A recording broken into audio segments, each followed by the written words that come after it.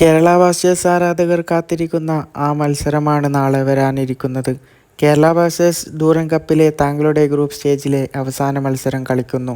അതായത് ബ്ലാസ്റ്റേഴ്സിൻ്റെ മൂന്നാം മത്സരം. ഒരു വിജയവും ഒരു സമനിലയുമായി മികച്ച ഫോമിലാണ് കേരള ബ്ലാസ്റ്റേഴ്സ് ഇപ്പോൾ ഉള്ളത്. നാളെ വിജയിക്കുകയോ അല്ലെങ്കിൽ സമനില നേടുകയോ ചെയ്താൽ ബ്ലാസ്റ്റേഴ്സിന് ക്വാർട്ടർ ഫൈനൽ ഉറപ്പിക്കാം. എന്നാൽ സമനിലയാണെങ്കിൽ പഞ്ചാബ് FC റിസൾട്ട് കൂടി നോക്കേണ്ടി വരും. ബ്ലാസ്റ്റേഴ്സിൻ്റെ ക്വാർട്ടർ ഫൈനൽ മത്സരങ്ങൾക്ക് വേണ്ടി ബ്ലാസ്റ്റേഴ്സ് യോഗ്യത നേടുമോ എന്നുള്ളത്.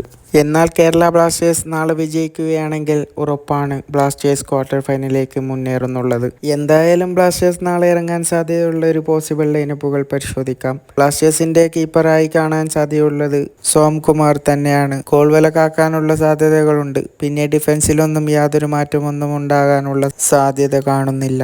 അതുപോലെ തന്നെ മിഡിലേക്ക് എത്തുമ്പോൾ മാറ്റങ്ങൾ വരാനുള്ള സാധ്യതകൾ കാണുന്നുണ്ട്.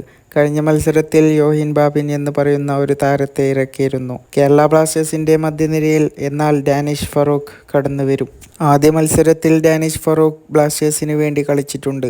എന്നാൽ അടുത്ത മത്സരത്തിൽ ഡാനിഷ് ഫറൂഖ് തന്നെ കടന്നു വരുമെന്നുള്ള റിപ്പോർട്ടുകളാണ് ഇപ്പോൾ പുറത്തു വരുന്നത്. മുന്നേറ്റ നിരയിലേക്കുള്ള മാറ്റങ്ങളൊന്നും വരാനുള്ള സാധ്യതകൾ കാണുന്നില്ല. എന്തായാലും ചിലപ്പോൾ യമൻ ആദ്യം തന്നെ കടന്നു വന്നേക്കാം എന്നുള്ള റിപ്പോർട്ടുകൾ വരുന്നുണ്ട്.